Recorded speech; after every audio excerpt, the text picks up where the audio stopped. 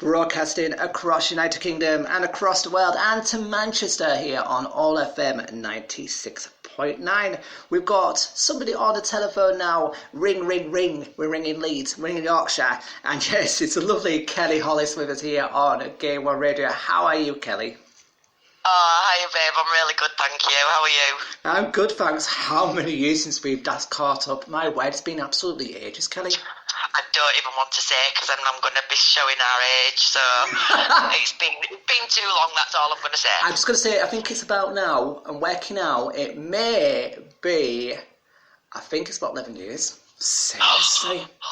No, gosh. It was at Queen's Court, and it was Queen's Court. It was at Queen's Court, and we went in. It was snowing, because I went down to yours. But the trouble is, you were too busy with Emmerdale, and then I just went into Queen's Court, and it was snowing, and it was when the horse meat thing came out. Oh God, yeah, you've got a good memory, you. I can't remember what I did yesterday.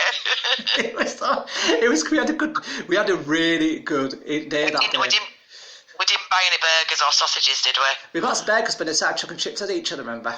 Okay, God, yeah. Oh, good times. So you've been in Emmerdale, left Emmerdale. Seamus is now, we're just being had a bit of a reunion on YouTube. How was that, by the way? Because I wanted to know that. I just watched a bit of that. Oh, do you know what? It was so good. It's just one of those. I mean, you lose. Obviously, I'm in touch with loads of the cast, obviously, still. But getting us all together in one place, this guy, Lewis Nichols, just contacted me and said he does a lot of these reunion shows, like for Waterloo Road and Bad Girls and things like that. And do you know what? It was one of the nicest evenings I've had in such a long time. And especially, this was sort of the back end of lockdown as well. So it was just a really, really lovely evening. I mean, there was Distin Johnson on there. Obviously, we didn't have James McAvoy. We couldn't get James. But there was a really good handful of us. And you know what? Since then, we've all been keeping in touch. It even just speaking as a group, you know, we probably all speak to each other at some point individually, but to have us all together on a Zoom like that, honestly, it was an absolutely brilliant night and we all thoroughly enjoyed it. So if you haven't watched it, please treat yourself and get over to the Lewis Nichols show on YouTube. It'll be so worth it. There's definitely Alice Barry steals the show as always. Alice Barry is amazing, seriously. I only met her once when I was in Blackpool, but she is just absolutely, she's like you, hilarious. I've never known a woman so funny. She's just absolutely fantastic. There's so many people in Seamus. I mean, Seamus went to America as well, and I can't believe he did well there. But he isn't well here, and so it's Manchester based. It's so real, Kelli. Because since I've moved to Manchester, it's just the characters are very still. Whoever thought of Seamus has been out there and listened to the people. Well, Paul Abbott, he said in interviews, obviously Paul Abbott's the creator, he said in interviews he can vouch for every single one of those characters. He either knows them or he's met them. And I think the fact it's doing the rounds again, now obviously it's now on Netflix and everything, and the amount of younger, I'm saying younger, 18, 19-year-olds, I mean, when we first started filming, my son was 2 weeks old. He's 18 now. So now there's a whole new generation of people watching it, and it's still so relevant. It's not aged today, and it's definitely doing the rounds again, and I think it's just as popular as ever. Yeah, it is. It's one of these ones where Paul Abbott's done like Derek Litton. They've both gone out there and listened to people and picked the characters out. And that's what I liked about both them, who writers, have done such a good job, Kelli. I just think they're clever, aren't they? Don't you think they're so clever? Oh, I mean, on paper as well, if you look on paper and you read about this character, Frank Gallagher, you just think he's the most despicable, awful human being, the worst dad, and you know, drinking and drugs and just not taking care of his kids and everything. But then what David brought to that character was just brand new, and I don't even think the writers and the creators even realised how amazing he was going to be. And for pretty much the whole country, even now, just to fall madly in love with Frank, that's just a testament to the writing, to David Twelveball as an actor, and the rest of the cast. In fact, that's one of the things that got said on the reunion show, that actually the casting was perfect. Yeah, and if you can get that right, and then they bring these characters to life, you know, it's again, like I say, it's just as popular now as it ever has been, and we're talking it's nearly 20 years ago now when it first started. 20 years, I mean, that's gone quick, isn't it? 20 years as well, I mean, it's like... God, I know. I just thinking 20 years, I mean, it came coming up, I remember it was coming up, and I was thinking 20 years, and it's like... You can't even believe it's been that long. Well, I mean, it'll be 18, 19 years, yeah, since we filmed the first episode, which is, to me is just unthinkable. It's like I worked there yesterday. It isn't it? It's just unbelievable. It's like gone so quick. It's like he was in Emmerdale, and like that's gone so like quick. No, blink, time goes fast, mate. It's you like, can't waste a moment. It's precious. It's just like I saw Denise Black and I said about you, and I said, and then I was talking to a few of the cast from Emmerdale a while back, and that was about 6 years ago when I was out with them lot. Yeah. So it's like this is kind of like wow. It's like what is literally we've had coronavirus, we've just had so many things going on. Like we've not really, all of us have not really catched up. So what are you looking at next, Kelly? Now, what are you looking at doing next? That's what I'm going to ask you. I mean, I was looking through lockdown. I managed to hit up a couple of jobs. There's, funnily enough, the creator of Shameless, Paul Abbott. There's his new series, which starts in a couple of weeks on Sky, I believe, called Wolf, like a detective show. I'm only in the one episode because obviously through lockdown, parts were condensed. Characters were, they were so limited on, space, and so I know a lot of the scripts had to be sort of revised and everything.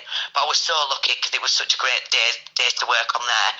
I did Moving On, so I was lucky to do another episode of Moving On, which is really popular on BBC, which is by LA Productions in Liverpool.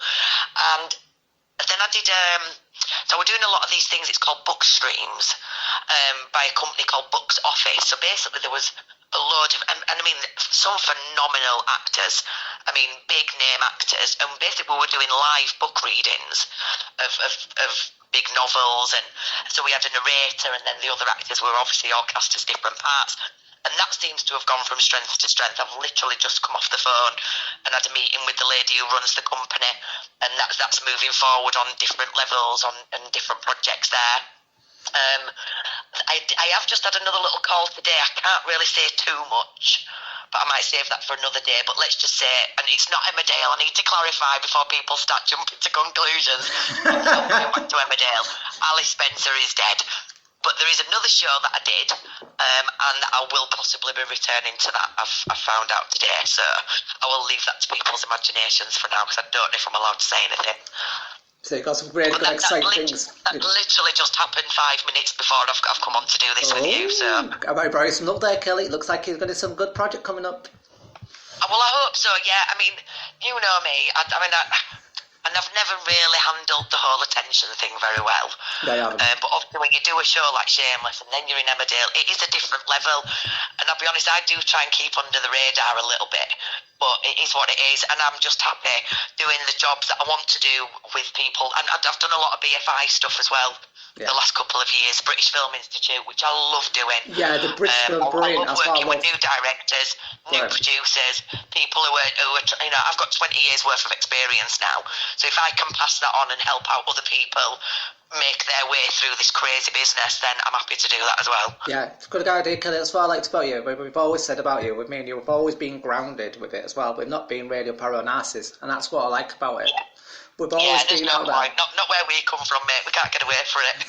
Can we really? We can't. I think it's because we've been brought up that way, that we've always been steady, and I think that's why people take to you and take to both of us, because we've always been quite steady in the industry, and your work has always been really good with it. Even when you've done plays, you've done like films, you've always seemed to just keep that Yorkshire accent, you keep the character, you just go for it. You can go from serious to comedian, literally to everything. You could just so diverse, Kelly, and it's good, to be honest.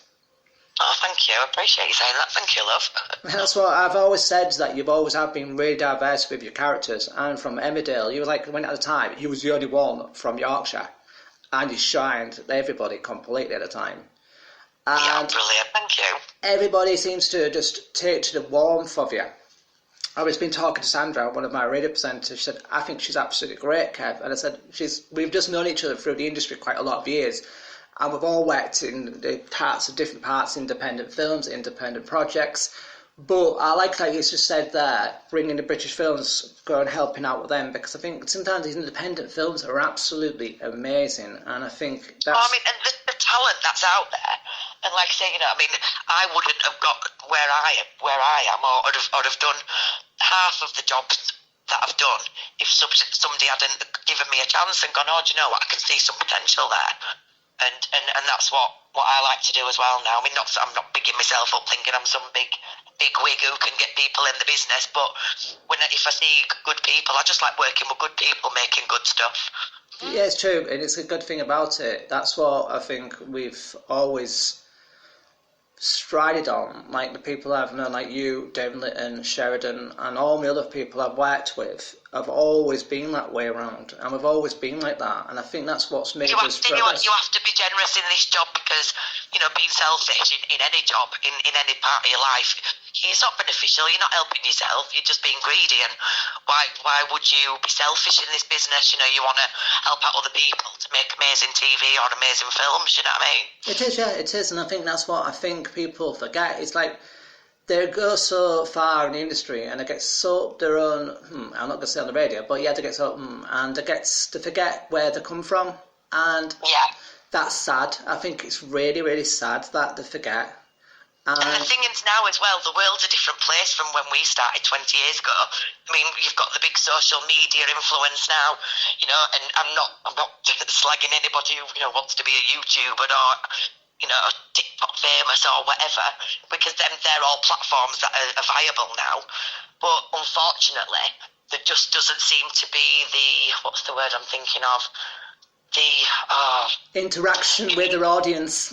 Exactly. Yeah. And I'm trying to think of the word, and I'm so rubbish. I'm so sorry. Unless it's written down for me, I can't say anything. I think we could call it basically. We call it interaction, because when we first started, there was no Twitter, there was no Facebook. When we was at theatre school, we never had that, or Instagram making ourselves look literally as filters. We never had that. We had to work really hard to show who it was. And it's not instant. Do you know what I mean? This business is not an instant fix. There's no quick fix to it.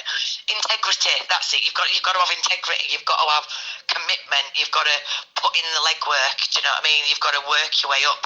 I think sadly, the younger generation, where I'm Gen X or millennials, that's what they're called. My son's a millennial, he won't mind saying that. Yeah. They do think everything's so instant and disposable, and it's just not like that. And anybody who truly wants to get into this business needs to realise that it's nice to be nice, and you've got to be careful on them toes that you tread on, because they're attached to feet you'll be kissing on the way back down. Yeah, there is. That's what I mean. You've got to this moment, and it's each dog, and you got to be, I can't remember the same, and I used to say in the performing arts industry, but she used to just say that basically you've got to watch your back these days, because it's so, you've got to know, it's what I've always said to people when they start an industry, you can't just walk into it, you work hard. We've worked solid hard, and I mean solid hard, like Kelly, we both have, and it is difficult. It is difficult, but some people are lucky. I mean, I was lucky. I was given an opportunity, but you've got to keep that momentum going. You've got to, make friends and make connections. My son got cast in a Channel 4 thing just before lockdown. Unfortunately, it's on hold at the minute because of lockdown and Corona and everything. But he got cast as the lead, and that was just from a street casting audition. Yeah, worked his way up down, through the thing. He had the voice coach, and he did everything. And honestly, and it didn't just because he's my son. He didn't get the part just because he's my son.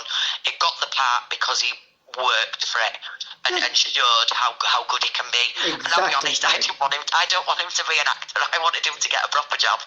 But anyway, it worked out. He got the lead. They filmed the teaser, and every single person who works on that job, from makeup to director, came up to me and said how amazing he was. And because I taught him the basic rules, you say hi and good morning to everybody, you learn everybody's names, and you say, you please and thank you.